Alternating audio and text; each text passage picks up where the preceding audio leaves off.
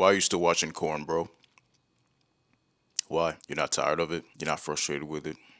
I bet you are, and I hear you. I feel for you, for real. The reasons why you're doing it are more simple than you think. I'm gonna give you the three reasons why you're still watching it and why you're still lusting. And these are things that once you realize they're gonna actually help you overcome that habit and get the freedom that you want. Because I know you've heard in church, you've heard in youth group, all these things, right? Get accountability, pray a lot, which are all good things. Don't get me wrong, but you're still watching it.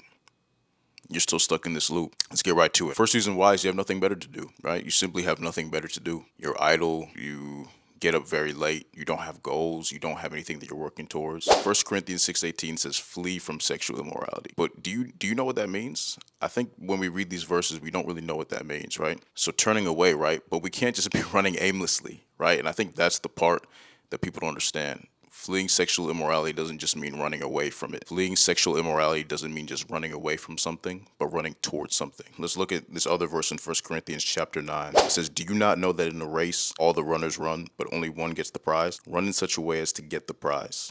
Everyone who competes in the games goes into strict training. They do it to get a crown that will not last, but we do it to get a crown that will last forever. Therefore, I do not run like someone running aimlessly.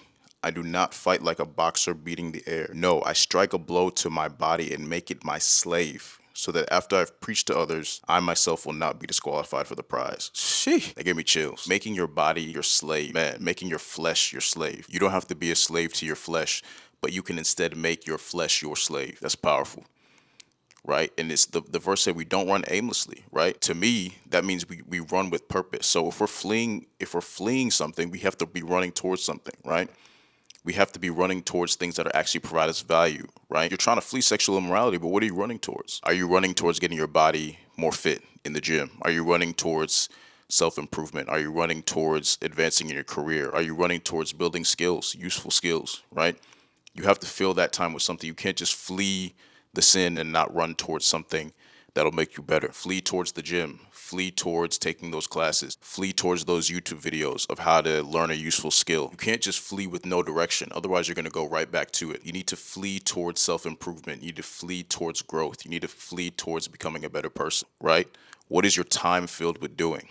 So that's the first thing. The second reason why is you don't actually realize what you're doing when you're watching this stuff, man. Think about it. Whatever type of stuff you're watching, you are receiving counterfeit pleasure, fake pleasure. You're not actually going out in the real world and doing what it takes to attract a beautiful woman. You're not talking to her. You're not engaging in conversation with her, getting to a point where you can marry her and be intimate with her. You're not doing any of that. Instead, you're watching a beautiful woman or you're watching somebody else do something with a beautiful woman, wishing that that could be you.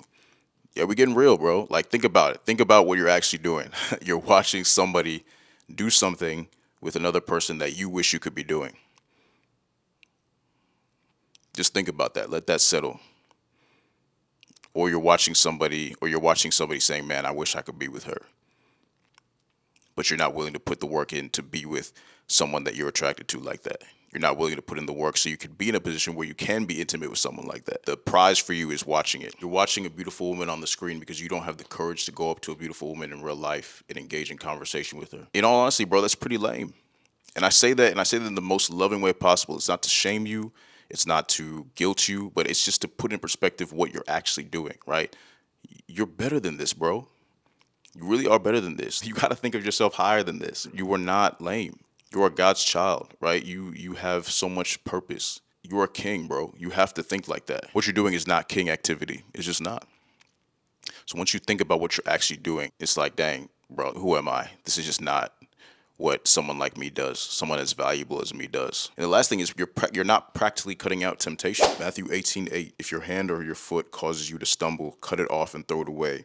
It is better for you to enter life maimed or crippled than to have two hands or 2 feet and be thrown into eternal fire. What are you doing to cut off things that are weighing you down, man? What does your Instagram Explore page look like? What does your TikTok For You page look like?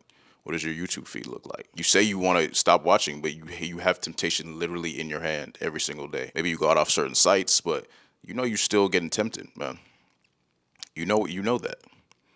What are you doing to actually cut it off at the source? No matter how much your friends keep you accountable, and no matter how much your small group keeps you accountable, you need to actually put in the work to actually cut things off at the source. Is your problem that bad that you might need to switch gyms, right? Not everybody needs to go to those extreme measures, but do you need to do that for a season? Do you need to switch gyms because it's just, you know what, too much temptation? I might start lusting. right? How serious are you about this, bro? Are you willing to cut stuff off for a greater reward? Hope that helped, man. I really do hope that helped. I know it can be tough to fight these things when you don't actually have practical advice. But those are three things that I know will help you. Okay? One day at a time. It's going to get better. But you can't just have wishful thinking. You can't think, if I keep going to church, if I keep praying, if I keep telling my friends, keep confessing sin, it's going to magically go away. Those things are important. Don't get me wrong. You have to do that. But, bro, you got to fight. Make your flesh your slave, not the other way around. Much love to you, bro. You got this. Subscribe for more content about how to be the man God's calling you to be. Take care, yo.